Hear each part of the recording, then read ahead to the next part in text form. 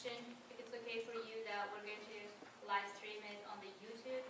That's, I think, Kai's channel. Is there anyone who thinks it's not okay for him? I insist. You insist? Go for it. Okay, yeah. So that's the number one permission. So I want to talk about two things. Today I found out there is a cloud certification which is Pluralsight is doing for free. And actually I did sign up myself. Cloud certification, they have AWS, Azure, Cloud, Google Cloud. Oh no, this is different. Okay, so this is the two different things. Yes. Okay. This is number one that I'm talking about, and this is number two I'm going to talk about. The cloud certification, this is the link. You can get the free cloud certification training, and then you can get and then you can be certified. So I think that's a great opportunity. This is the link you can write down and sign up.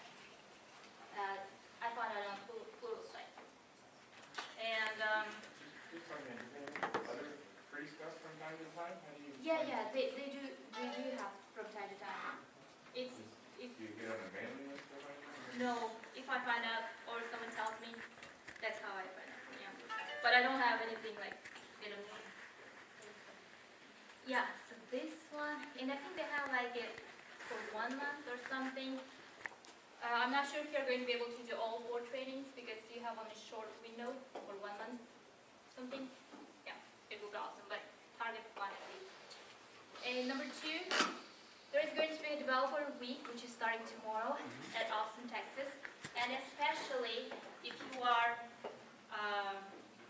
looking for a job or you are a student, you are a bootcamp student, I definitely recommend you to go to meetups, especially like Developer Week at Austin, Texas. Last year they had like 2,000 to 4,000 developers.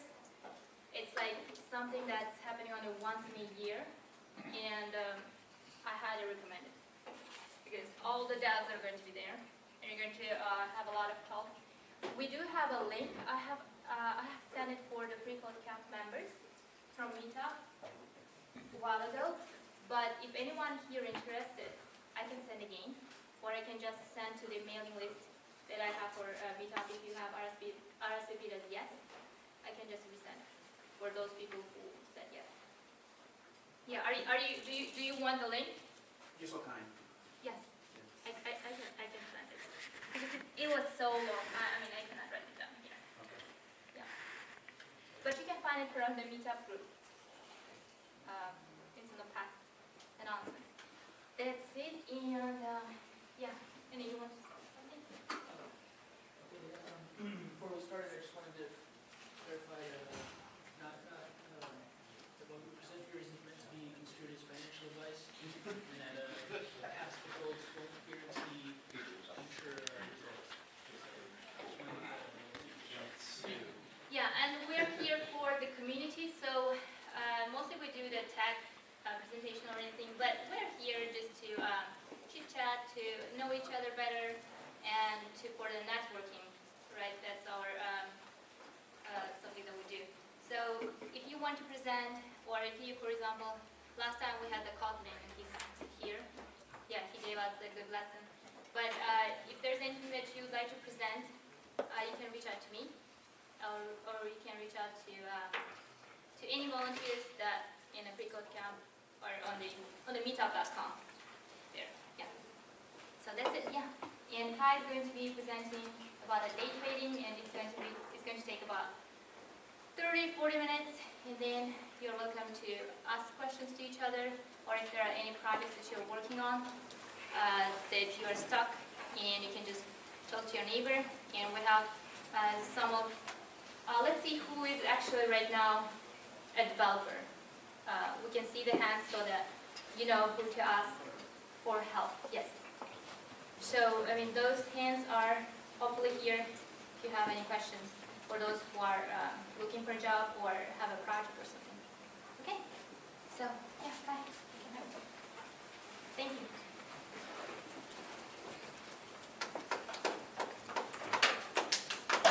No problem.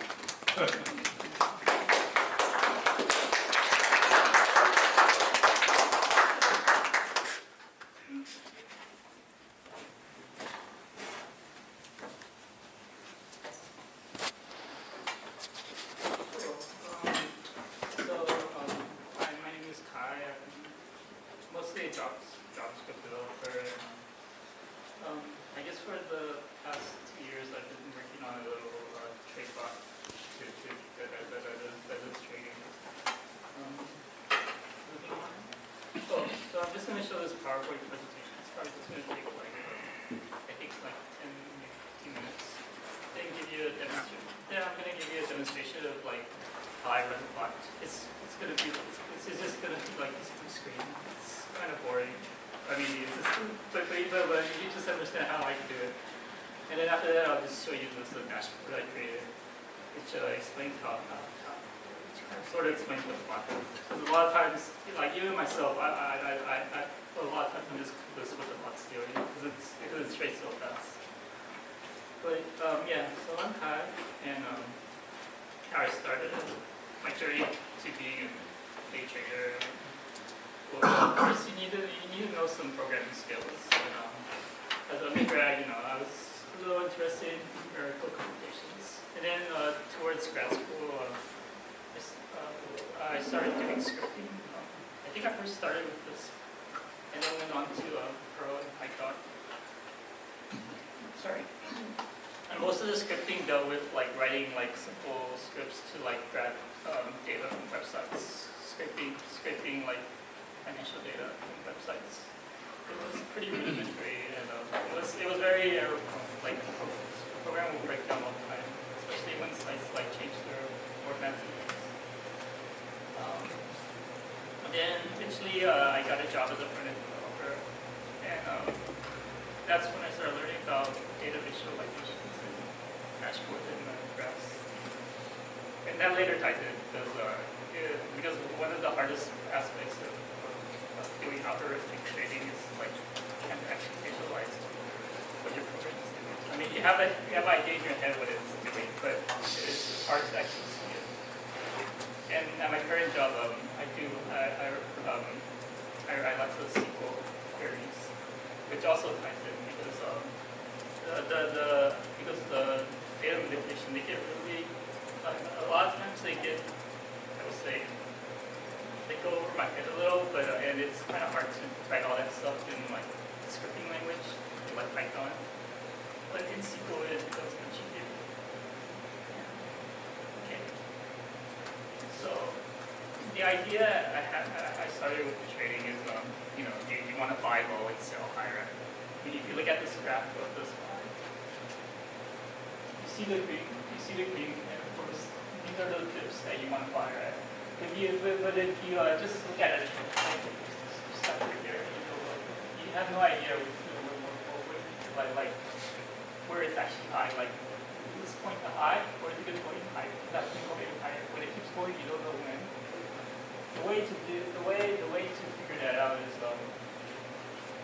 there's this people try to draw as it keeps moving. You calculate this line, and when things are below this line, like it's below it, then you see, okay, this might be a dip, so you should buy here. Keep moving, and you see it's above, right? So this is where you should start selling. Keep going, and then you sell here, and it goes down. It doesn't go all the way down, so you don't sell. You don't buy anymore. So that kind of makes sense. Yeah. And then that's the blue. So you're constantly comparing the price. This is blue one. And I used to do my original idea was maybe try to do this for each individual stock. But as a human, you could only probably track maybe like 5 stocks at most. But with a computer, you can do it for like 20 or in my case, in my bot, it does it for like several thousand stocks. But it turns out that it doesn't. It's really computation intensive, and it turns out it's completely unnecessary in the modern day. This might have worked maybe 10 years ago or something, but these days, like it turns out, people just buy ETFs. They don't buy individual stocks. So it doesn't matter what stock you pick. Everything you buy ends up being correlated to like some ETF basket that holds it. So it turns out just to be more efficient, I just follow the spot. And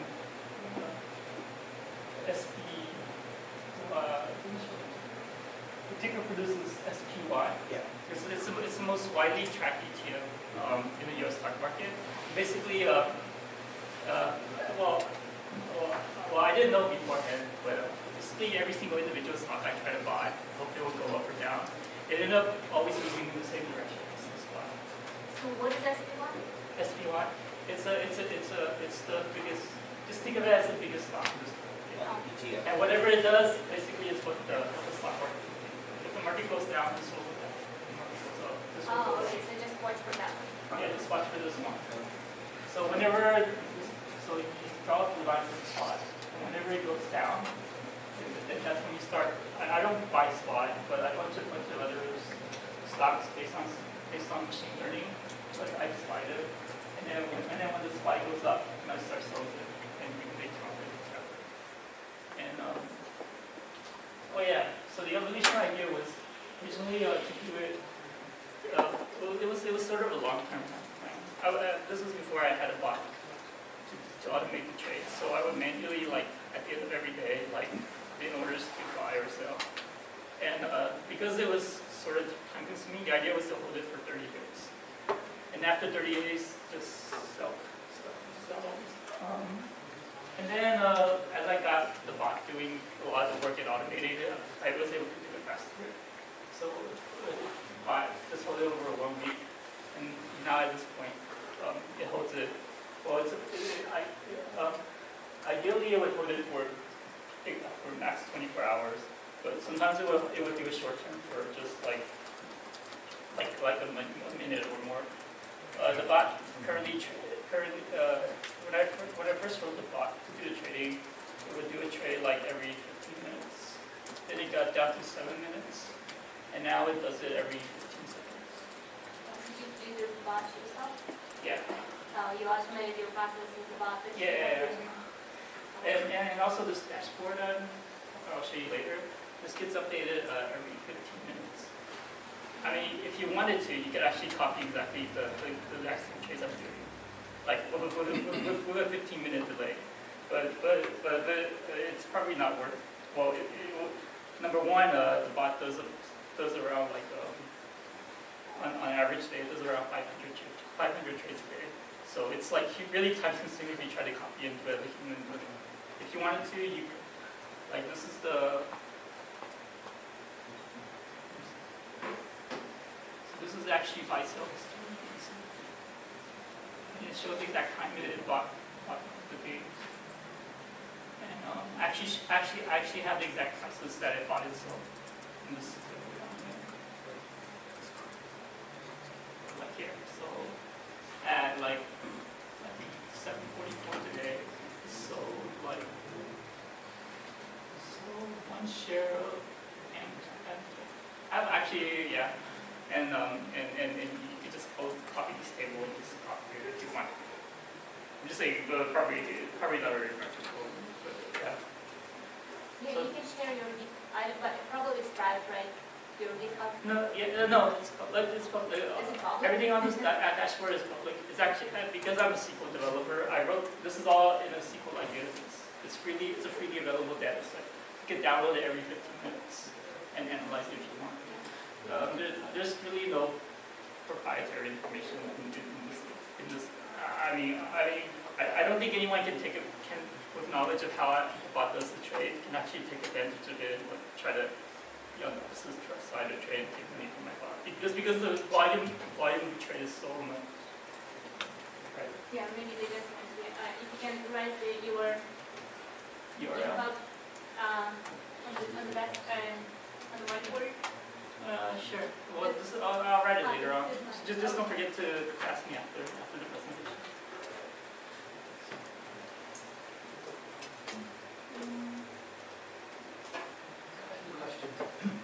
So you got the bot to trade every 15 seconds. Is that on average, or is it like It's set interval every 15 seconds. The reason it took 15 minutes beforehand was because the calculations. They're just sort of intensive. It used to be every 15 minutes. It would actually do machine learning to figure out which stocks it takes have a good likelihood of opening the single opening in a 1 day period. But I was able to.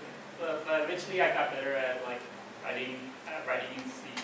So I got it down to go faster and faster. And now it can calculate it every 90 seconds. So while it's doing that every 90 seconds, it's doing the trades every 15 seconds. So it's running two processes. Second or like? Second. nanosecond? 15. Okay, if you want, I'll give you a demo. Yes. We need a copy.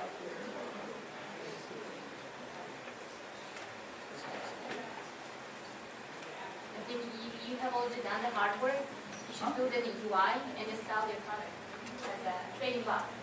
Maybe. I have some friends. So the bot's not only doing my account. It's handling 4 accounts. One is my boss's, and one is and one is another friend's. And those 4 accounts, and if I guess I could add more people to it. I'm not really looking to commercialize it. It's mostly a hobby, and if it works well, I'm just gonna shout out my friends. Yes. I don't know, but yeah. If you have an extended duration of losses, do you end up stopping realize? Because I had to look earlier at your page and there were a number of losses recently on the board. So if you look at this dashboard, this is the performance of the stocks. And today, okay, I'll explain the dashboard right now. Let's see, you guys are interested. So this is the performance versus market today. You don't need these other ones. The main one is you want to compare with this guy and so this is my lot. Today it's down 0.06%. So it's even better than market. This is SPY. It's down 0.37. And this is the Dow. And this is the Nasdaq. So today, yeah, it's a bit better than the market. And if you want to look at the performance of the stocks, so these are all the current holdings I have in my bot. So the left, these are the stocks that are up today. And these are the ones that are down today. The red stocks are inverse ETFs. So they move in the opposite direction of the market. So this is the inverse of, so the biggest winner today is SPY. It moves in the opposite direction of the Nasdaq.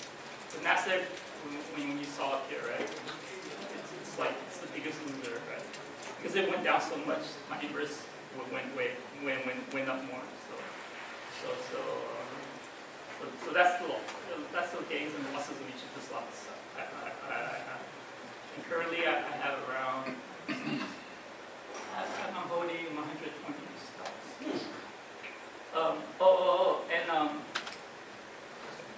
So you're asking about how I handle when this market keeps going down, right? When the market keeps going down, my bot tends to just hold. Tends to what? It tends to just hold on to the stocks. So you don't have a limit to the amount of stocks you purchase, what are you sure? I never go over margin. I just trade with whatever, the account you're trading from is a margin account, but the only reason is to avoid the T2 settlement, but it doesn't actually go over it. So if currently my main account has around $65,000, and so that's the amount it will use to buy and sell stocks. It won't go to 6 or 7,000.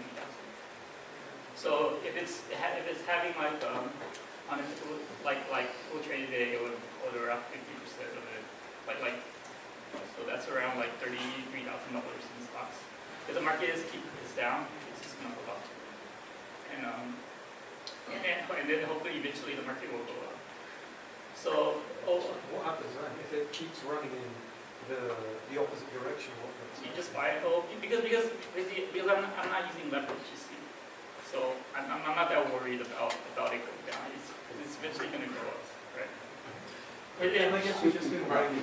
It's not futures or options. No, It's I don't. indicators in that direction. So I don't because I specifically avoid that so I can just buy it. I can just hold if I can, and without worrying about losing. There's no stress that I have to do a trade or else I'm going to lose money big time or something like that. So you sleep well? Yeah. Also, the stocks it buys are it doesn't. So, like I said, right now it's holding 120 stocks, right?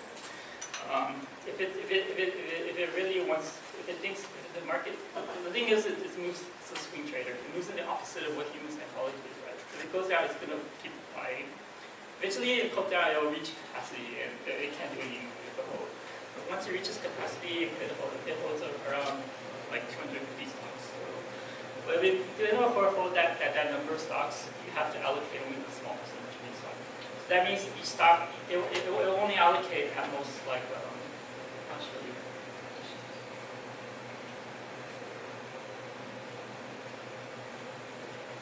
So the biggest holding it has is 1.5%. That's inverse. It's the inverse of the spot. But most stocks, like regular stocks, it actually 0.9% high. It only holds around like 0.8% of a holding for any one stock. So if one stock just takes a dive, like goes down 10%. I think I had one case where one of my holdings went down 10%. Because only held like 0.9% of that stock. It only affected my overall portfolio by like 21%. So it's really well diversified because it's buying for a basket of 1,400. That 1,400 stocks I filter it out about. So take it then. No stop losses or weakness, they just keep on heading down. yeah, but because I'm buying so many different stocks, it basically behaves like this one. So you never sell at a loss? I do actually. I do. So what happens is I'll go back to that. Are these questions interrupting your presentation? No. How much more of the presentation do you have? This presentation is around 10 slides. But actually, most of the stuff in this presentation is just fluff material that I thought might be interesting. If I can't think of any to talk about.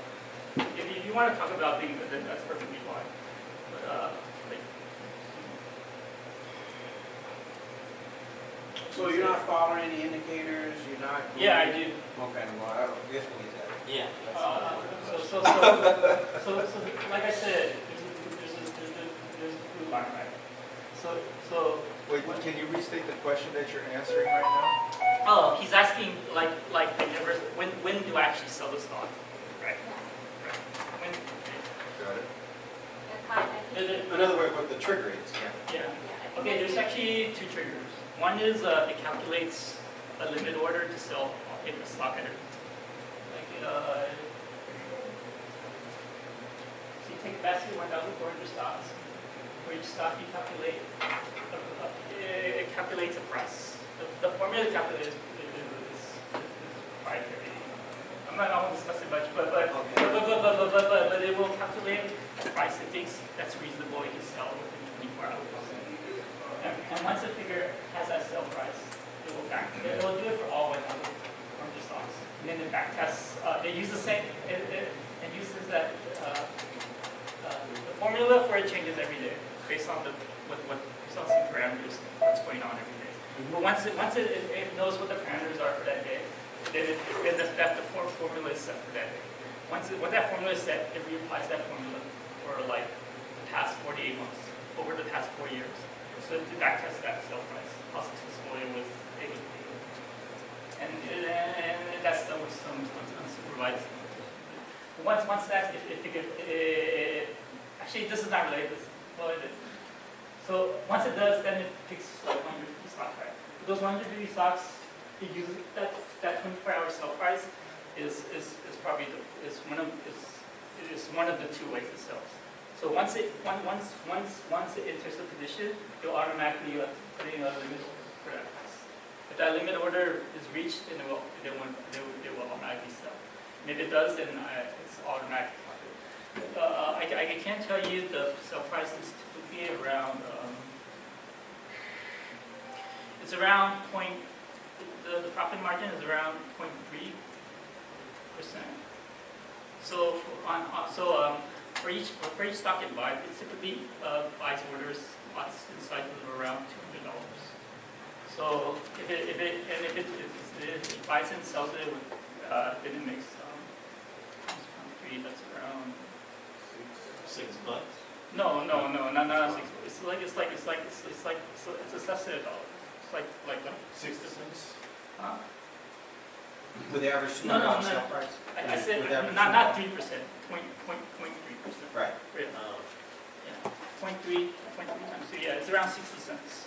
It makes a profit around 60 cents per trade if you do with like a $200 order. Well, the other thing is because it's limited to buying small lots because they don't want overexposure. They won't buy like stocks like well, I guess Tesla is kind of. They won't buy stocks like. Amazon. Well, yeah, Apple. Apple is they're all less than 200. But anything like $500 and above, they won't touch those. So average $200 stock price. Yeah, or less. It's such a low percentage of it. There's commission, like a commission to. There's no commission. That's the thing. Maybe this spot would not have been possible 2 years ago, 3 years ago. Yeah. What are you looking for? Is 0.3% gain over the trade? Yeah. Well, the entire market, right? If it moves up like 0.5%, that's a good Yeah. SPY, right? Yeah. Right. It's basically supposed to move sort of in line with SPY, but a little better. The whole idea is to avoid risk, I guess. I guess say it that way, right? I could probably make more by just focusing on maybe like 5 stocks, right? But then again, the risk is way higher, and I'm just put that out. Like James Brown, hit it quick. Take it off the table. Make that money. Like you I'm see, not sure about when the limit price that you set is not met, and what's the strategy for that scenario? when it's not met, then it's not met. And then we go to the second part, right? Which is this thing, right? So this blue line is a technical indicator. It's actually averages several technical indicators. One is the VWAP. The other one is several simple moving averages. So it's an average of the. So it looks like the SPY, and for SPY it calculates the VWAP and the simple moving average for like. So each candle is like 1 minute, like the 120 moving average, and let's get the other two. There's one I forget, and the other one is a 5-day moving average. So it has both a short-term moving average and a long-term. How did you determine those were your indicators? Just from eyeballing it and looking at the SPY over the past year, how it moves relative to those things. Why not RSI or other ones? Or volume. Because I've done machine learning with RSI and it turned out to be crap. It turns out the most interesting one is VWAP. VWAP? No volume? Huh? VWAP is volume. Oh, okay. VWAP has volume. Okay. So I have this indicator, right? The averages of all these, the average of all these indicators, right? So when SPY goes above the indicator, that means it's overbought, right? So here, when it's starting around here, it's gonna start looking at holdings that didn't sell, that was supposed to sell yesterday but didn't sell. And this is where it starts dumping its stops like before. That makes sense. So that's the second part. Sorry, did you say you start dumping the stock? Selling, yeah. It's buy side. So here, this is where so here's the indicator, right? Oh, you Right mean now- after you've made profit, No, not from yeah. a loss? No. So maybe, but I'll just explain how the process works.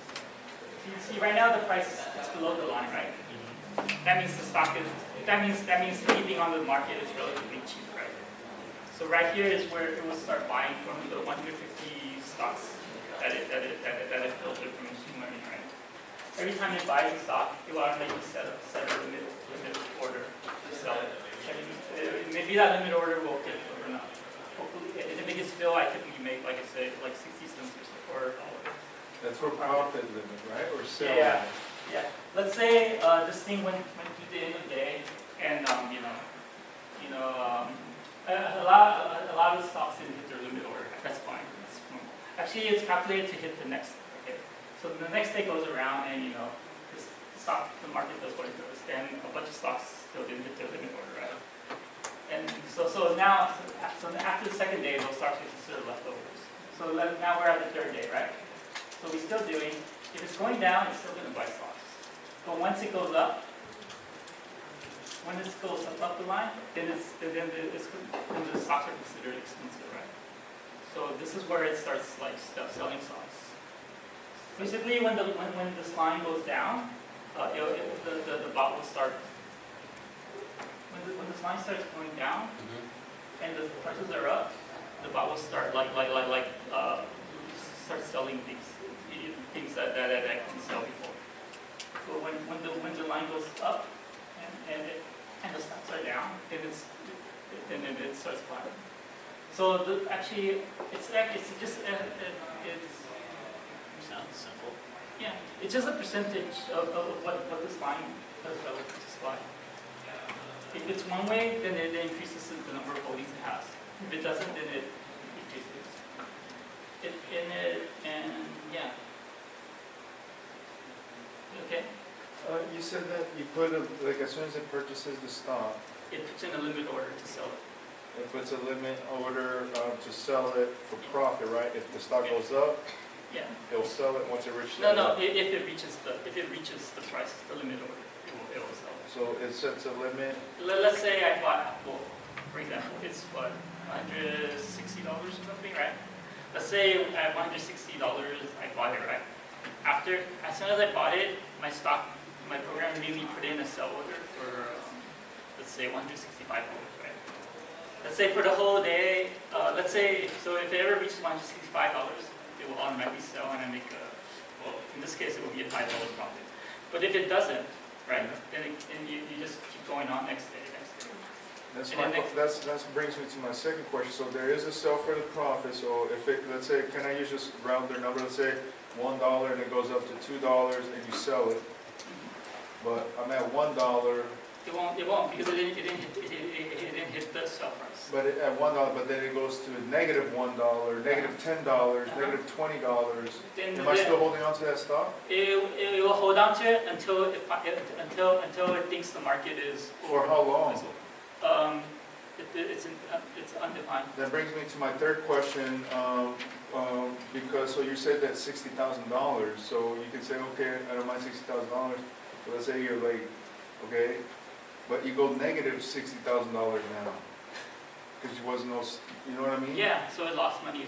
So you're negative 60, now you're negative 120,000, What do you mean negative? because it's still holding on to stock that's losing. Yeah, but those The stocks market, and so the market will go up, but it's gonna be in 10 years. This is not options. How long can you hold on to it? Okay, first of all, I have $60,000 in stocks, right? Let's say the market goes down 1%. That's okay. So that means I lost $600. How much? $600. I'm negative $600. I'm not negative $60,000. Does that make sense? I mean, you can just go zero, right? Yeah. I can. I mean, the most is going to be zero. It's And marketing you companies. We're not using Mark. No, not you market. have no money at all. Does that make sense? Is there any chance if you can just show us an example manually, just one very simple example, and then calculating it, and when to sell it, and when to buy it? What about For the the past company. few months? For the past few months, the moving average has clearly been below because we're now entering into a bear market. Yeah. After a little bull run. So if you're hoping for above the line, for the past month or so, it hasn't been above the line. It's constantly dipping. yeah. All those gains have been erased. So now, because I take it now as what it's been holding for a long time. It's been holding. If you look at the performance over the past month, yeah. So my program is down 2% for the month. So you can see SPY is down 5%. Oh, so you're basically just loaning them the rights to trade. So it basically moves along exactly for the market. Except the losses are managed. But it sounds like, if it's successful, it seems like there's very limited upside, because like 0.3%, but very large downside. No, they're both limited. Right now it's just a bear market. So actually, and also in the bear market, I just see I'm not just buying normal stocks. I'm also buying shorts. I'm buying inverses. So I mean, if I really want to leave in the bear market, yeah, I will increase my allocation of the adversities. Like right now, it's They just the take an analysis emphasis around on like what you're investing the in, inverse because to if you're regular actually stock still allocation having a ratio way is of around in a different around trading around 1 to strategy, 2 you're trading with them. Because around 1 to 3. But I really want to leave it to the market. Then I could go like 1 to 1, or maybe even 1.5 to there's no 1. algorithm which is adjusting for, I should short today, I should do a long today. Yes, there is. There Oh, is. okay. But you're saying on average it's 1 to 3 to 1. Yeah. Yeah. So the allocation, you're saying that's manual, that's not you. Yes. Yes. Every day based on our predictions. Oh, okay, so you, okay. Sorry, I thought you said that was built into the algorithm, but you're manually changing it every day. The algorithm makes a prediction whether the market will go up or down tomorrow and the day after. Well, actually, it forecasts up to over the next 2 weeks, each day, whether it thinks the market will go up or down. So today, the prediction, it thinks the market will go up tomorrow. Because it thinks the market will go up tomorrow, what I did is I allocated it to, by the end of the day, hold. When the market is up, I want to hold more than 50% of my account in normal stocks. So by the end of the day, it held around 66%, 2/3 of its account in stock. And because I think it's telling me, predicting it thinks it will go up, that means I shouldn't hold too many shorts tomorrow either. So I allocated like 25% of it in shorts by the end of the day. Now, the prediction for the day after tomorrow is that the market will go down. So because with that prediction in hand,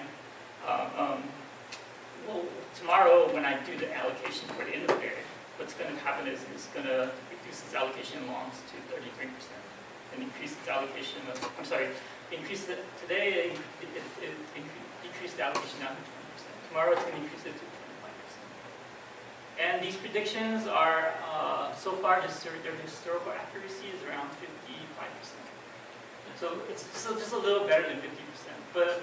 A little bit better than a coin toss. Just slightly better.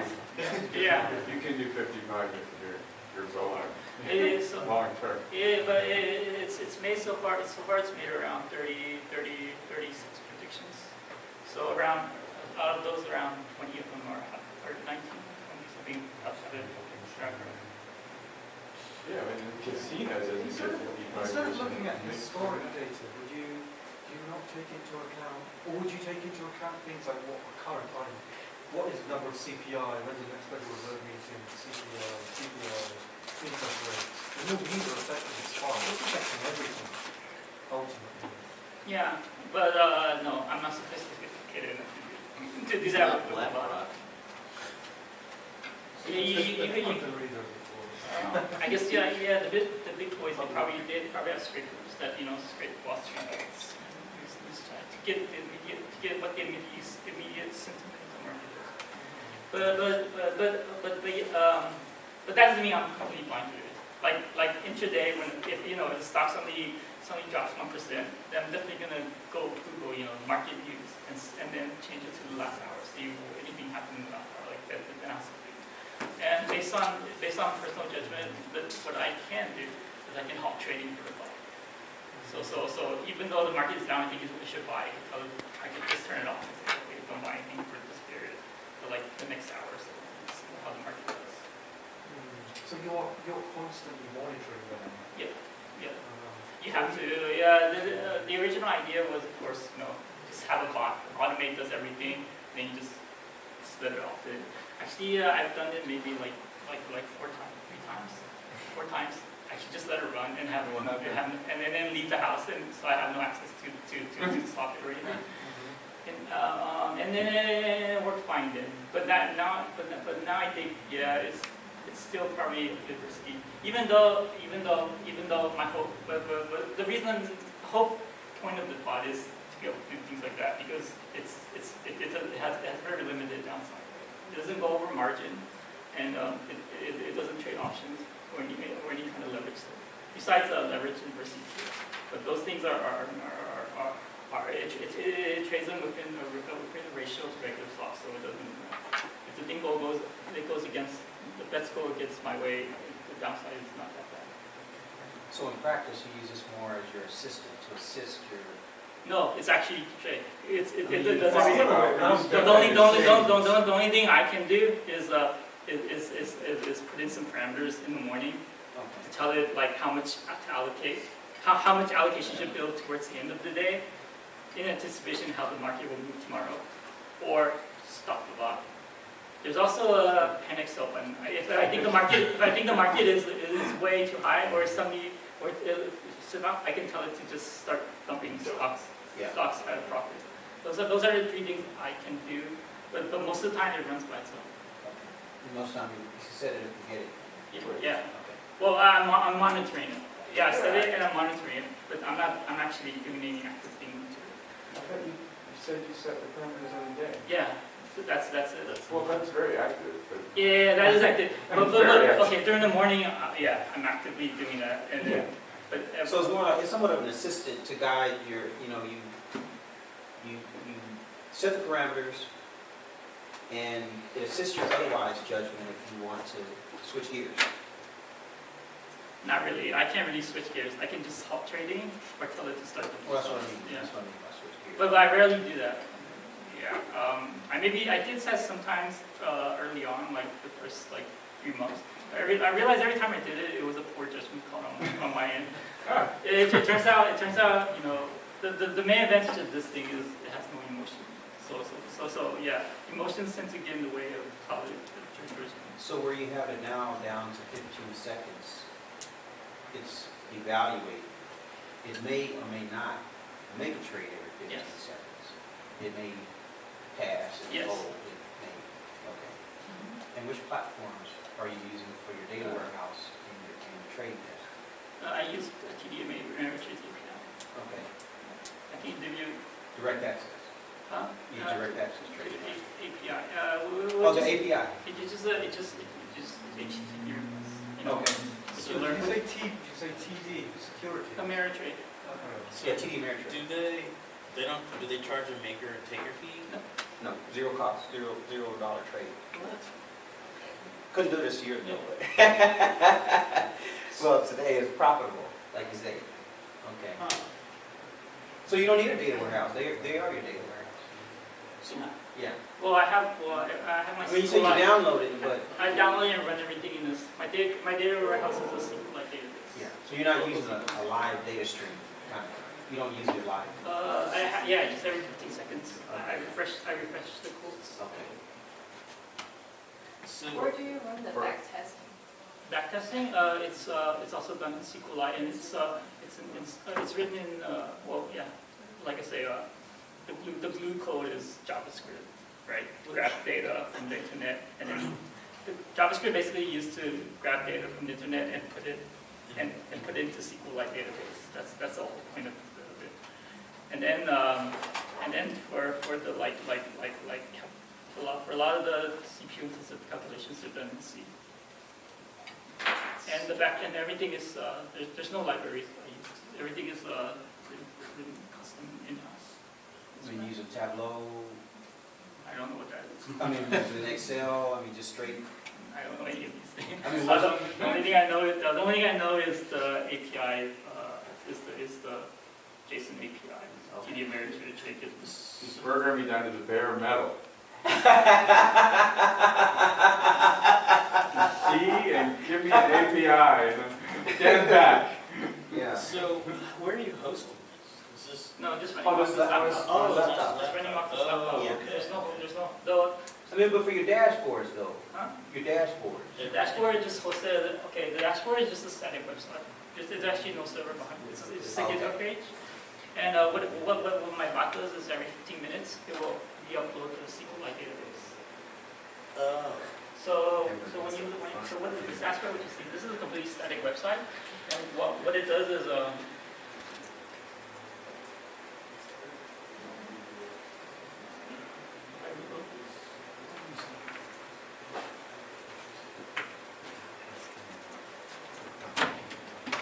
see this thing? That's a SQLite database.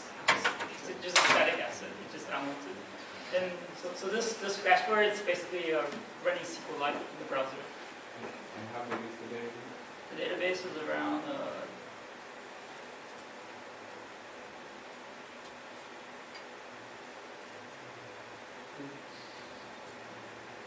370 kilobytes. Oh, And you can, yeah. Kilobytes? And you can, Well, that runs in memory, right?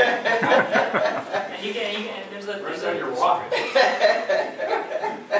you say your moving average, the 5-day moving average was the longest you were Yes. storing? Yeah. And so what, are you just dumping the data off them? Huh? So let's say 5 days of absence, you just drop them. No, I calculate real time, every 15 seconds. No, right, let's say next week approaches, then your previous 5 days, are they stored for backtesting, or do you just drop it for the new next set of 5 days? Yeah, the backtested data goes back 10 years. But you're not actually storing it about this, you're just querying.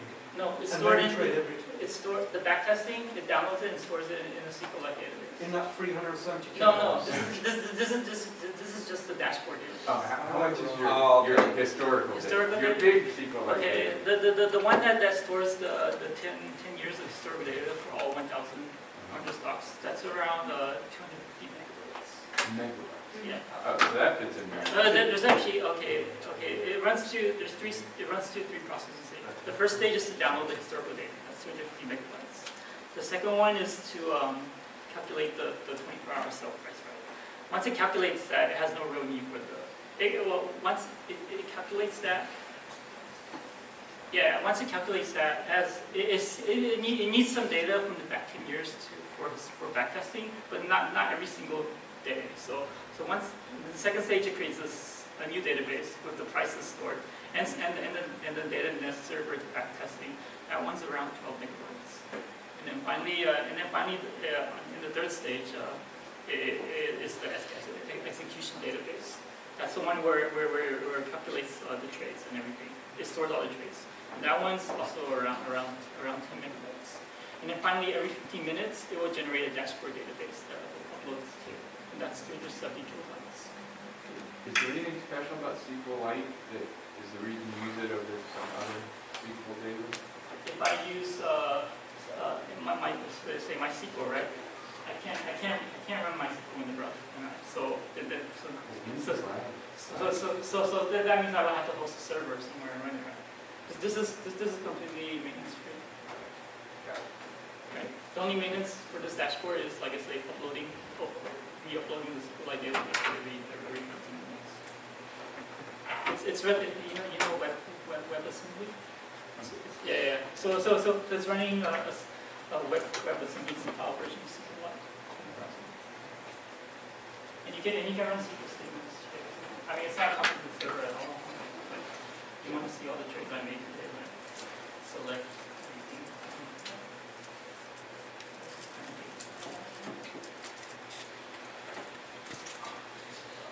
now, your backtesting database, are you only doing your portfolio of 120, or are you doing all 1,000? I'm doing all of them. Okay. All of them. Each one is tested for like a 30-day period going back to 48 months. So it tests the sell prices for each stock under a different scenario for each month for the past 30 months. Is that how you prospect for ones you might want to swap out? No, there's no prospect for ones that I want to buy. That's what I mean. Yes. I mean, are you only adding, or are you just? I'm only adding Okay. because the selling part is done automatically by the bot. Because it either sells or the brokerage. By the brokerage, by the limit order, or by the bot when the say that line, so the spy price goes above the line.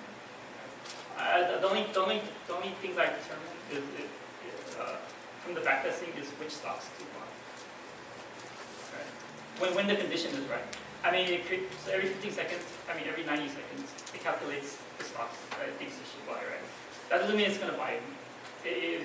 Like I say, it only buys them when they meet their targets.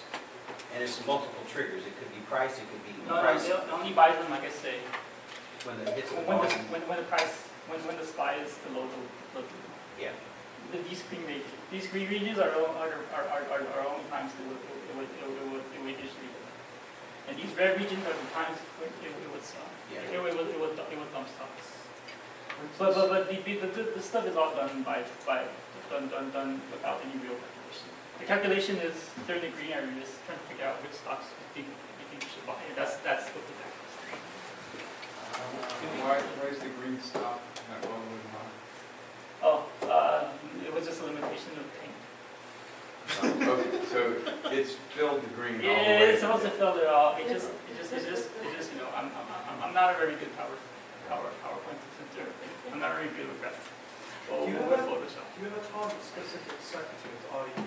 we're now in an energy cycle or a finance cycle, so I should... I leave that to the machine learning. Machine learning, the unsupervised classifier picks what being a thing.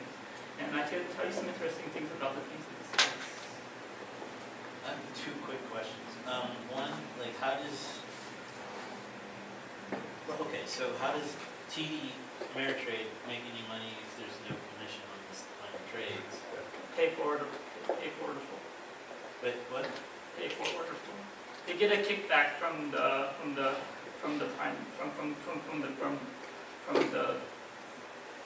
so TD Ameritrade is my broker, right? Right.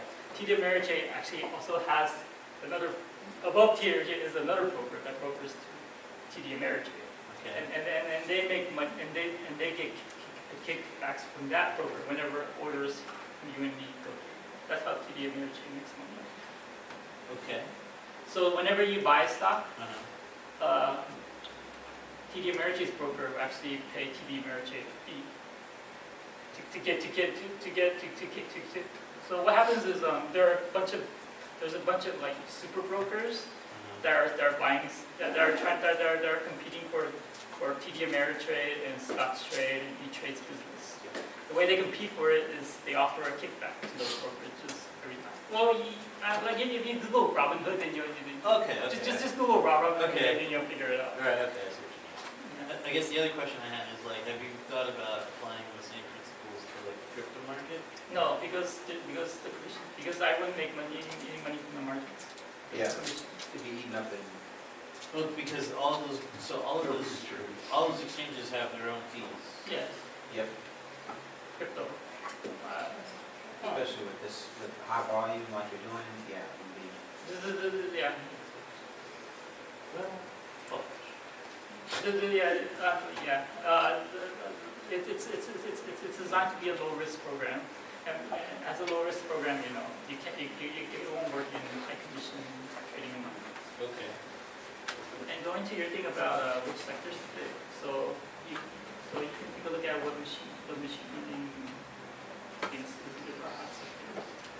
Go here to position myself. Actually, I'll give you a general overview of today, what it did. So today, 69% of its allocation is in stocks, regular stocks. 22% 23 is in cash, and 8% in inverse ETFs. And this is NASDAQ, and NASDAQ versus NYC. Because I found because one thing I've noticed about the machine learning is it tends to avoid buying stocks from NASDAQ. And I guess this is my emotion taking over. I'm kind of happy with it just buying NYC because I want. Because sometimes I see the NASDAQ stock go way up and I'm kind of jealous. So the point is avoiding NASDAQ for now. no, for the past 2 years, consistently avoids NASDAQ. It would make sense if it was for the past few months because yes, as we No, it's been doing it more than the past few months. Typically, if I didn't use the manual the overriding I've kind of been doing, it would typically buy NASDAQ to NYSE by ratio of 1 to 8. It's only less than only 16% of the stocks it won't be represented by NASDAQ if the machine learning if the machine algorithm was left to it NYSE. But it makes sense for 2 years, I guess, seeing as during COVID, etc., NASDAQ really came hammering down more than any other sector. So then I guess machine learning is taking that into account and then skewing the results now. Yeah, you could say it that way. And these, just kind of move along. These are the sectors. So right now, the biggest sector that it's the machine program, learning like this finance, all the way from computer technology. And this is the shorts. Consumer searching. One it's not that interesting is historically the biggest two sectors it's tied between is generally finance and industrial products and utilities. It's a three-way tie between those things. If you want to break down further by subsectors, well that's just shorts. The biggest one is regional banks, followed by investment funds, and this is industrials, chemicals, like Dow, and again finance. In the previous graph, the finance part makes sense, but it's missing energy. Well, it has to. Yeah, it does. It does. Well, it's a group of industrial banks. What you can see here.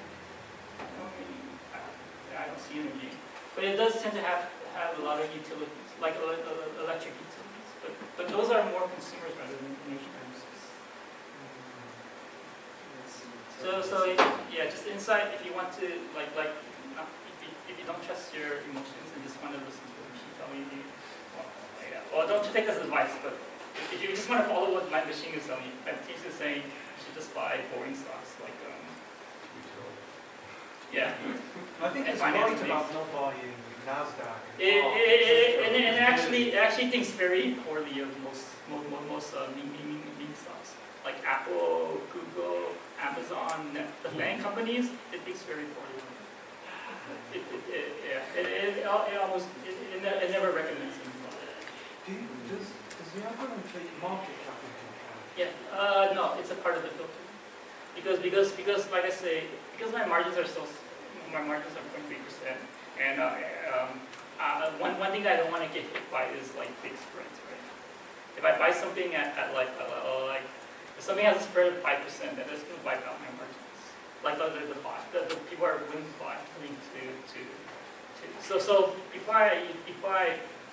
before actually it's not with the machine algorithm, but part of the filtering and reducing 1,400 stocks to 150 is to filter out stocks with like really liquid stocks, and that's where market cap comes into. It's one of the factors into determining the liquidity of the stocks. Generally, so the filter is generally of the 1,400, remove the lower quartile by market cap. Also remove the lower quartile by trading volume times price,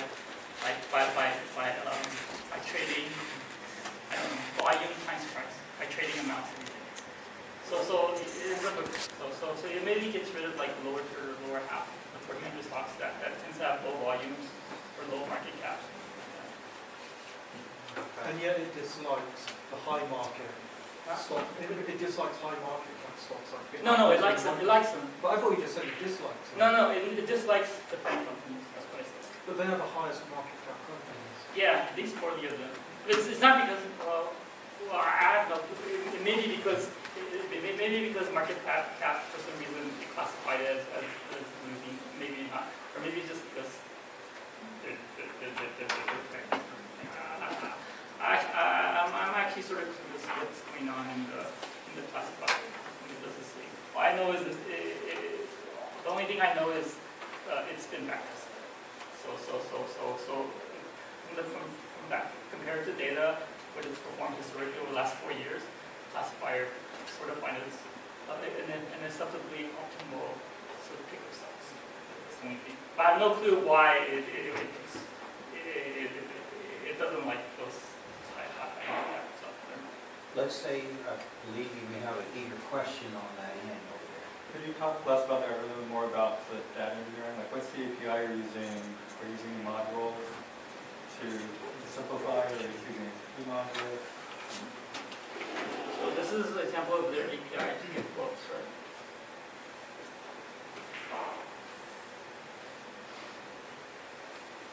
So I'm just doing this. Normally that's generate a token, right? OAuth token. Once I get an OAuth token, this API allows you to write queries, for example, up to 100 in one token. So every 15 seconds I want to query like 1,400 stocks, right?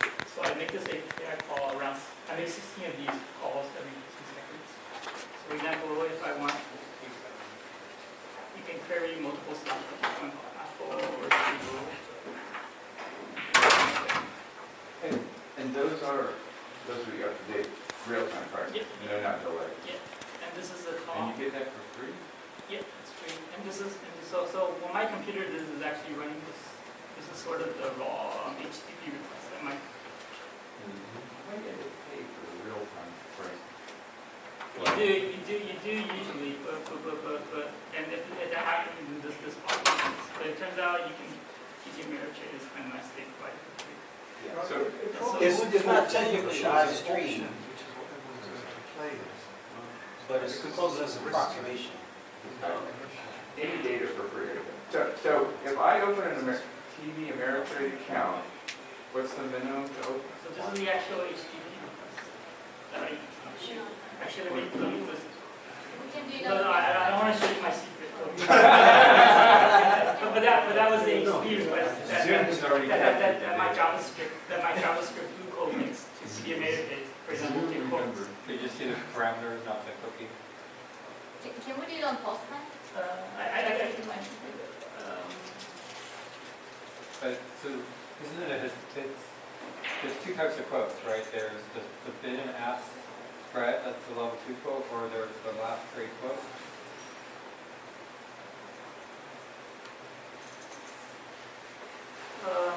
Well, anyway, I'll just post this URL, and you can go there and play with it yourself to figure out what it is. Okay.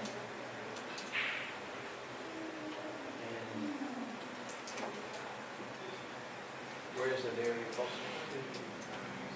Just go here. You need to create an account. You need to create a developer account. But once you get a developer account, And is there a minimum? actually no, you don't need a developer account. You can freely access this stuff. You just need a TD Ameritrade. You just need a TD Ameritrade account. And is there a minimum to open such an account? No, there's no minimum. So anybody on the planet? Yep. No. Opening an account. You have to be a U.S. citizen. Okay, You have US to- citizen. And you have to be you residing get in the U.S. All the free, Yeah. real-time data Yep. you want. But they can't, Well, it's not there's typically several live catches. Okay. One is you have to be U.S. citizen. Yeah. Second, you have to live in the U.S. So if Yeah, you're a U.S. got it, citizen yeah. in France or Well, Germany or India, VPNs are great for that. But go on. it's actually a legal requirement. So if you don't have you can't give them, if you're a U.S. citizen, you're unable to give them a physical U.S. mailing address, they won't. Mailing address. Okay, go on. The third thing is, because everyone is actually doing what you're saying, they rate limited to about 120 requests per minute. Per minute. That normally would stop my bot, but I got around it. But I'm not going to say how I got around it. Oh my God. That's the third thing. And per IP, like a fleet of Are you IPs? asking for multiple symbols, so is that one request? Huh? When you ask for multiple symbols, like, Yeah. So it's quotes, and it's something like Apple. Dot. Yeah. but that's just one request, no matter there's multiple stops. Yeah. You can put in up to around 100 stocks in this one request.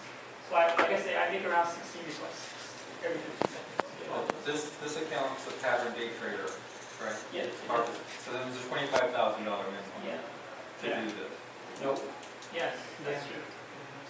Oh, is it? to do the trade, maybe not for the data, but. Yeah.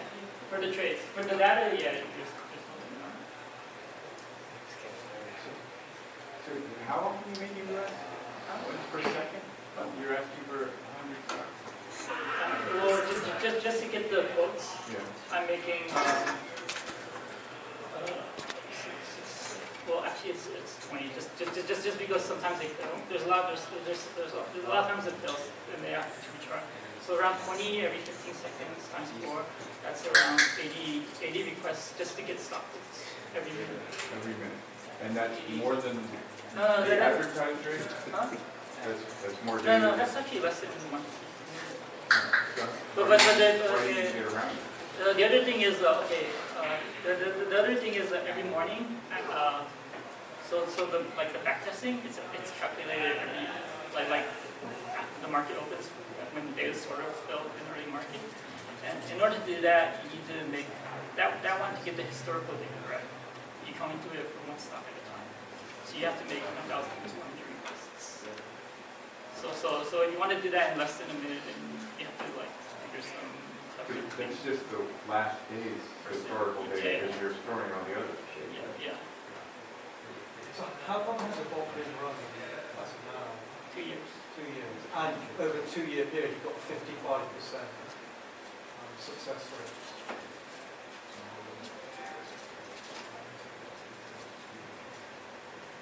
Well, the 2 year historical. Bot is up. Bot is up 2%. It's beating, it's doing better than the market. So you've run it for 2 years. 2.5%. 2.4%. Yeah.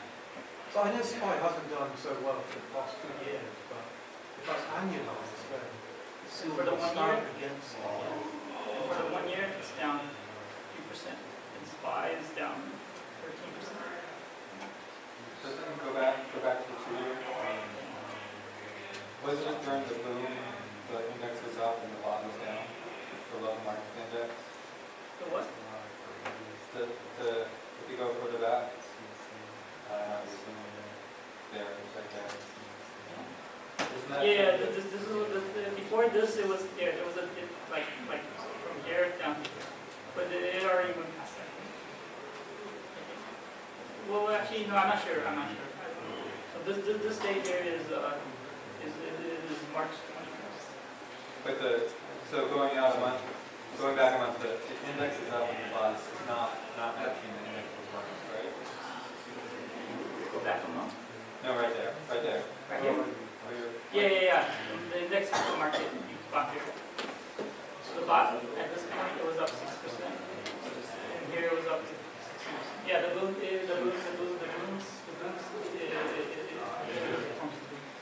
So maybe it's just conservative overall. Yeah, That's it is. Okay. Can you scroll up? Better, yeah, if you have, oh yeah, it won't work on your phone. But you have a laptop, you can see. So this is 1 year. This is past, this is 6 months. This is past 3 months. Here went up. Versus the month. So how do we get the URL? Huh? Is that going out as a comment? I can write it. Or you can just, here, I'll just go out here. It is right here. Sorry. You have the SQL Next, that is what we're watching. It's just a static website. What about Just- the YouTube, do I have to write down the? Oh yeah, that's just something that's being streamed live right now. So you can, Oh, but since you're here in person, you don't really miss I it. have sent the message to those who have RSVP'd yes. Okay. Did you receive it? No. Actually, I'll slap this to you right now. So While you're doing that, Nargiza will slap you these. you're not back testing on every trade. You said you're back testing on only, Yeah, every buy trade. every buy trade. Okay. Every buy trade. To see which every, one, every to see whether it's worth buying. Yeah. Okay. Doesn't mean, the last time, but doesn't mean it will actually execute once it makes. It only, every 90 seconds it makes available. It makes available what it thinks are good trades. And then the bot decides whether to move on it or not. Based on, like I said, Every 90 seconds. Every 90 seconds, it makes available what it, possible trades if the bot chooses to do it. But that doesn't mean the bot will. So a lot of these backtesting is, I guess you could say it's wasteful computation if it's not lying, but you have to have it available when you decide. So Could you go back to explaining how the trend line is calculated? it's just the average between the VBOT, the 120-minute SMA, the 5-day, the 1 week, or the 7 calendar day SMA, and I forget what the last one was. You said 120-minute SMA? 120 So you would have to have at least 120 days of data for that? No, 120 minutes. You have data precise enough to 1 minute. So it's about For example, I'll show you. 2 hours then? Yeah, 2 hours. Yeah. So, okay, so if you were starting from scratch, Like, well, the market opens, that's what you mean. like from day one, you would have to. From day one, Like, if you were starting from day one, I had to go back 5 days to get it. okay. So So you would run it for 5, you would run it for basically. No, I don't run it for that because when I grabbed it, they already give me. Oh, so they already give you 5 days? They give me the time. Okay. I have to start from 5 days. Okay, so you're starting 5 days back to go forward. Yeah. Okay. So the blue line has nothing older than 5 days. Is that what you're saying? Let me double check. Do you have a copy of the slides? Are the slides? You know, link from the. The fourth parameter is basically it's actually just the SPY price. Whether it's up or down. When the SPY is up, then it's gonna it's take that into account as the probably not too high. When the SPY is down, it'll take that into account.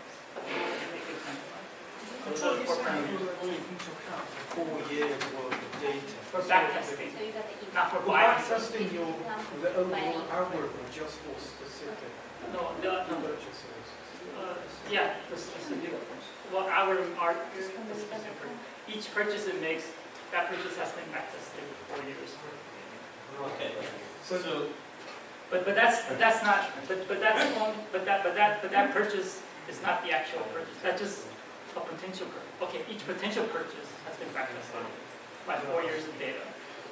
But to actually make the purchase is a separate algorithm, which goes back 7 years. so To how draw the do blue those link up? Huh? How do those link up? Like I say, every 90 seconds, it will update the list of potential purchases. There are 2 bots, okay? Bot number 1, every 90 seconds, it will update the list of potential things you can buy using backtested data going back 10 years, okay? Bot number 2, every 15 seconds, it will look at the blue line, which goes back 7 calendar days, to see whether right now is a good time to make a purchase or not. When it thinks that it's a good time to make a purchase or good a purchase, then we'll refer to the first bot. To the it will defer to the recommendations the first bot did, the potential purchase it made in the first bot to make the purchase. Does that make sense? It does. So why did you choose 10 years then? Why not go back 20, 30, 40? Choose the great. I don't have the power. I don't have the storage or the CPU power to order with the computer, the hardware. It's just a matter of how much power. Yeah, it's just not. And I think it's reasonable going back. I think 10 year 5. Yeah. Well, no, you can never even hit the 2008 crash rate. It's got data. Also, when you go way back, the historical prices, there's like 1 cent, 2 cent, so they're not really moving. Right? When you look at like for example, Amazon's price 10 years ago, right? It's like $1. The change is like just $1.99. You're not looking at percentages, you actually look at fixed values. You want the data I get, it's well, you have to adjust it for stock splits. Right. So when you adjust it for stock splits, it becomes really like meaningless when you go from 10 years to 10 more than 10 years. How would this identify when an Amazon stock split happened or Google stock split? Oh no, my brokerage automatically takes that into account. I don't have to do anything. I don't have to calculate that. It's already when I get the data, it's already. Yeah. So if we were to look at historical The data, data. let's say Tesla 1 year ago was $1,000. Yeah. Now it's So the 300. yeah, when I went, the data I get from my broker, it won't say it was $300. It will say it was like $10. It's already done. Because if they've adjusted for stock split in the historical data. What? Yeah. You mean it's already adjusted? Right. Yeah. Huh. So that means with your data you wouldn't know the original price. But I'm not. Even though I guess you Yeah, I'm not interested. I'm only interested in sort of the percent changes. Well, Well, yeah, I'm not, no, I'm not interested in the original price. I just want to know a sort of Yeah. year, whatever the price is, yeah. Just want to answer the question. Okay, so, all right, so if your bot's like here, right, and the price is going up, but the price is up, but if the price is, the trend is going down, so this right here, you're going to do, right? No, when it's going up, first of all, because the price is going up, that's the fourth indicator, right? Okay. So it's indicated to sell. Also, it's above the blue line. It's actually not the blue line going down or up. It's, I think if you straighten this blue line, just look at how So it's like a DC current thing. it oscillates, yeah. Okay, so if it's above the blue line, then you just sell. Yeah. Okay, regardless of whether. Yeah. Okay. No, well, there's some, it's not random selling. There's some calculation to determine which ones to sell. It tries to sell ones that are already making money, are agreeing to it. Okay. But if there's enough everything red, then yeah, it will sell stocks out of this. But the first thing it tries to sell are these that are because the idea is, of course, one of those sell hard.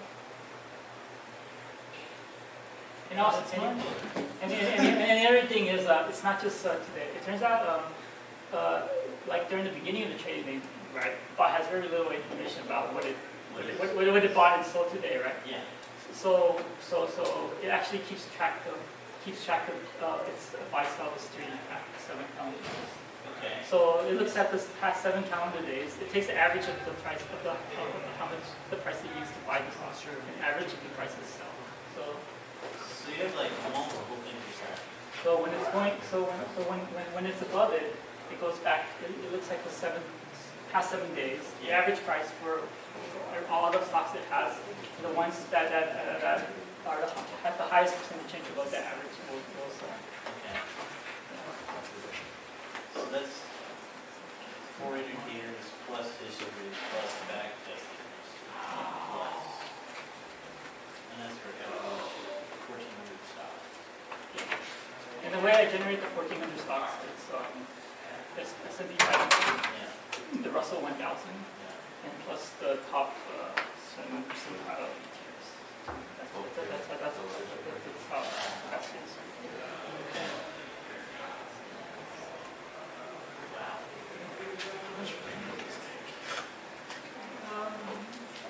Well, this is a 16 Yeah.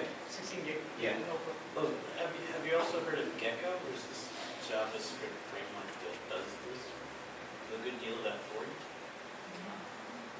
Okay, well, that was my free. Bot engines? Yeah, it's an open source bot engine. Yeah. 4 parameters. The average being 120 minutes, simple moving average, VWAP. Bebop or VWAP? BWAP, BWAP. One weighted average price. And I'll just go really fast. And this is a stock prediction. Actually, there's a URL you can sort of go, but so these are the predictions. Like today, it thinks it's going to go up. Tomorrow, it thinks it's going to go up. The day after tomorrow, it thinks it's going to go down. And based on these predictions, that's how much. That's part of the input process for inputting. We're telling you about how much stock you should up.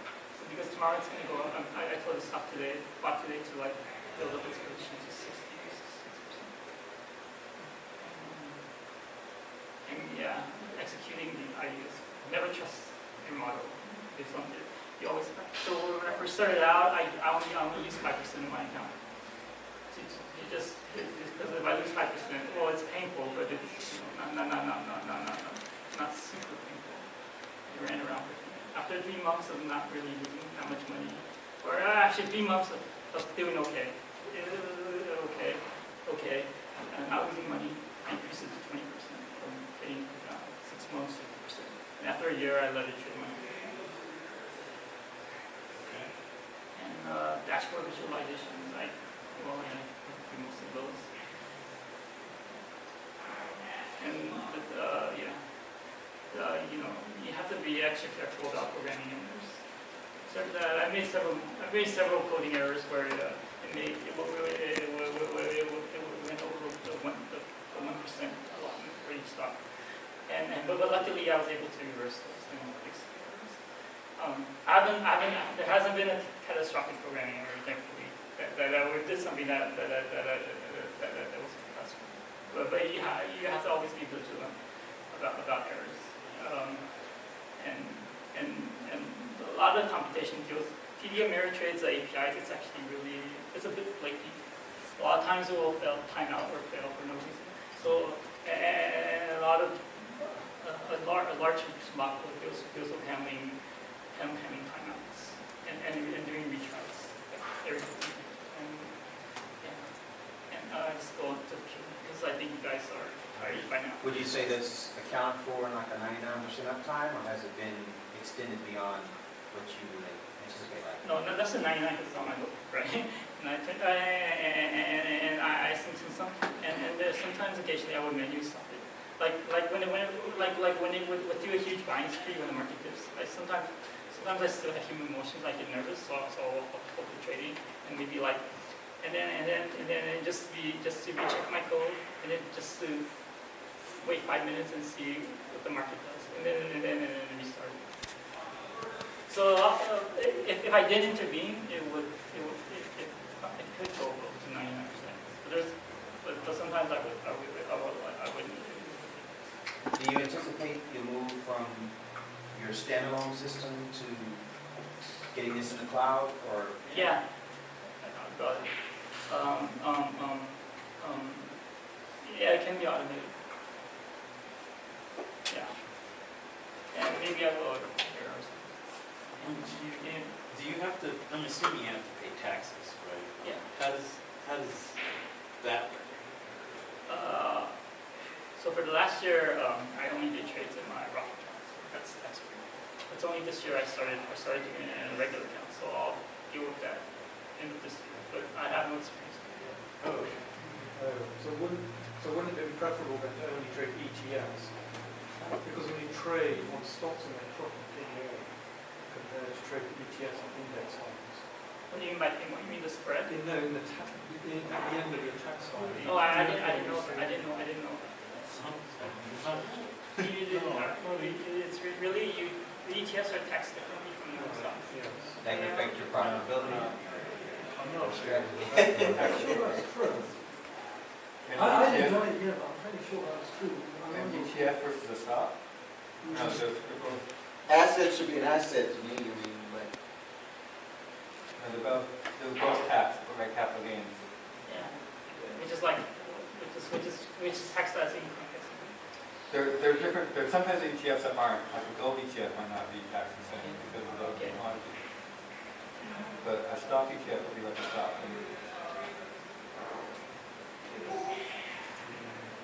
Any other questions? I know your strategy, as you say, is proprietary, but are you using any calculus or is it straight statistics, moving averages? I mean, the 4 parameters were simple, 1 or 20 minute simple. There's calculus involving calculating the 25 surplus. Okay. Aside from that? Yeah. Aside from that, no. But that's the big, So well, Your price history. Your price history. yeah, that's a big deal, right? Yeah, I mean, that's your Figure out targets. That's your how you targets. want to exit your position. Yeah. So the ticker data, they don't give you I know with some exchanges, they give you the average price of the day or the average price of the hour. So Ameritrade doesn't give you that? No, they don't give you average price. So you have to manually calculate it yourself? A simple move. But like I say, I'm only doing that for the spot. Okay. I used to kind of worry that, but it turned out to be a waste of time in this day and age when everything is basically for people, you hear lots of hedge funds complaining about it. They're saying if you buy SPY or ETFs, then you support communism. But I think they're just being sour because they can't individually pick stocks and see the individual stock lines because they can't do that anymore. Right. Because whatever they do, it's exactly what will happen. Exactly what the retrial until yeah. But whatever thing they do, the same result happens if you were just doing detail checking. Well, let's say for the sake of argument that you're right, okay? It's still a big assumption. What do you have to lose, really, from doing the fully qualified evaluation on that? Is it just that your hardware has, crunching all that computing time to stay within your time parameter? Yeah, to do all that analysis for individual stock, yeah, hardware. Okay. It would throw your timing off you're on those 15-second and 90-second benchmarks because that's perhaps what your computing power needs. Actually, and also, it takes around 5 seconds to grab all 14 individual stock. It's around 3 or 5. So going below 15 seconds doesn't really, I can go below 15, but there's no point to it. Yeah. Given the latency of my stock. Oh, so high frequency trading is off the table. Well, you need something like what you got right there. No, high frequency is not, you don't use that for high frequency. You use actual custom-made circuit boards. Yeah. You don't use computers. You don't use money. You use some really highfalutin, that's when you. We use FPGAs and Yep. ASICs. Okay. I didn't want to say that because it's, yeah. No, The say it, prices say it. have really come down for FPGAs anyway. You can get like 500 to a grand. Oh, that's all this trash. I can see. And then, yeah. So, Are you a hardware programmer? Yeah, I feel it's a okay. So you do financial aid? FPGA? Right, our company does deal with that sort of stuff as well. I'm generally the firm and hardware architect for our other products, but we have our own stuff as well.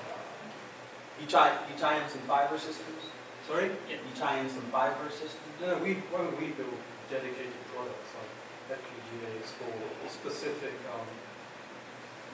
targeted for crypto algorithms. Right. And then customers will purchase those products and they will put their own software on top. Right, is it designed to integrate with fiber systems or just whatever? Meaning for speed or to reduce latency? No, this is purely for performance and calculation. Okay. The rest of the architecture will be done by a system developer on their end. Yeah. Now, these are like the regular motherboards you have in these units. They're Yeah. PCI devices. You put a bunch of very specific fields for your PGAs. You build them the way you want. And then there'll be a bunch of other ports everywhere which whoever the developer is on their side connects up to what their architecture they have. And by the time you beat everybody on the calculation to keep up on the execution, sometimes location. Yeah, absolutely. But then that will be on their side. That would be how have they decided to create their infrastructure Yeah. connecting to some stock. Yeah, they're going to be in proximity to the. Like right next door. Right. Right. Or use some fiber, but the proximity probably beats everything. Right. So you guys design the hardware, not the programming. Right, precisely. I hear a lot of programming is being offshore. So It was just a work on. but there used to be a really, really nice cushy job being a hardware, being a financial hardware programmer. Because you mentioned C there, you talk about low level. Well, we take X over 6, then R. Yeah, my C is just when the SQL query is too slow, then I translate. I rewrite the query as full function with C with lower levels. But it's not hard. It's not trying to squeeze out squeeze out the calculation.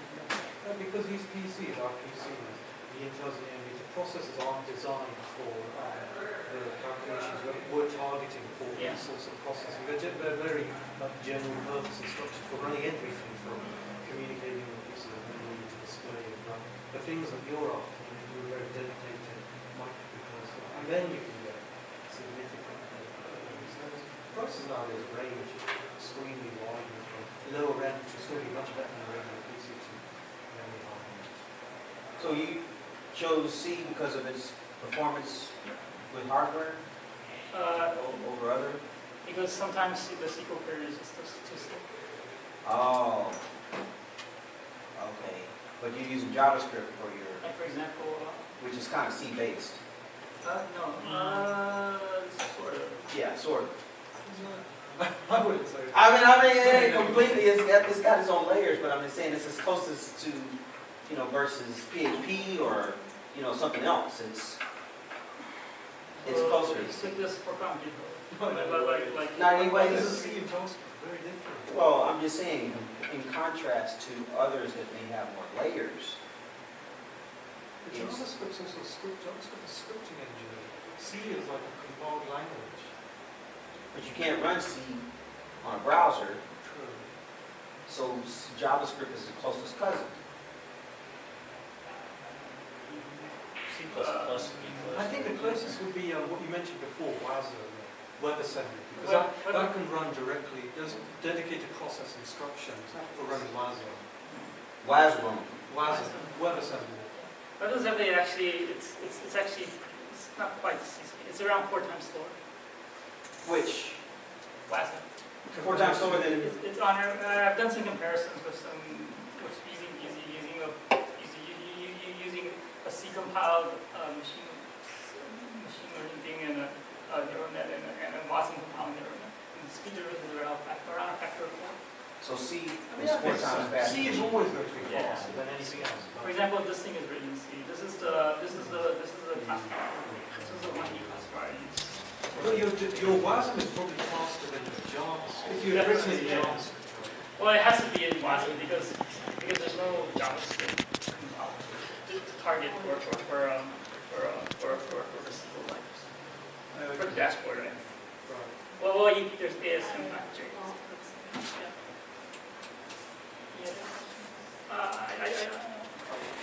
So the moment you decide to go to the cloud, Actually, because lots of people would be bored. You can just come and talk to me. I think a lot of people just want to eat pizza. Okay. Right. Sorry. they just look that way. I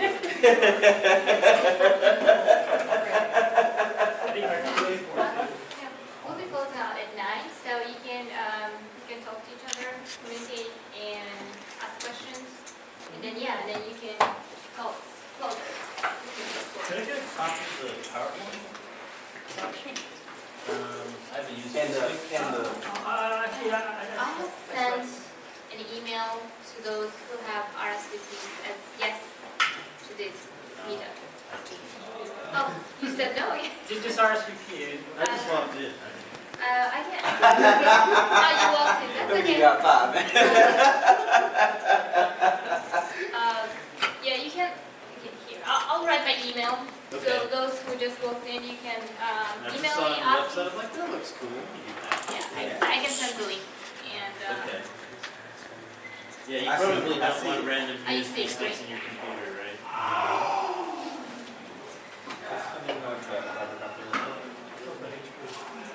So the moment you decide you want They to don't make make this cloud-based, they don't make the. which format or My platform? email. Just by Altera. Is it NA? yeah, NARG. I'm trying to figure out a way to do it without paying for any money. Yeah. The way to do that is to use What department, what's the department HPD?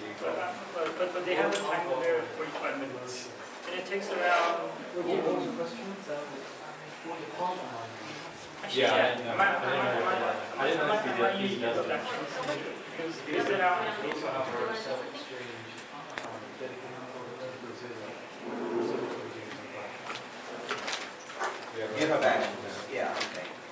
But then, I mean, you're. You said, you're doing this all hardware. that 10 years ago it's not.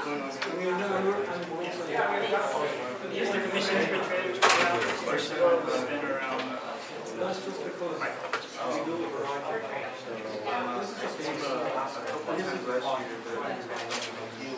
And also 10 years ago, they didn't have a API. It's also measured early. Because I don't really know It actually doesn't see right now. Yeah.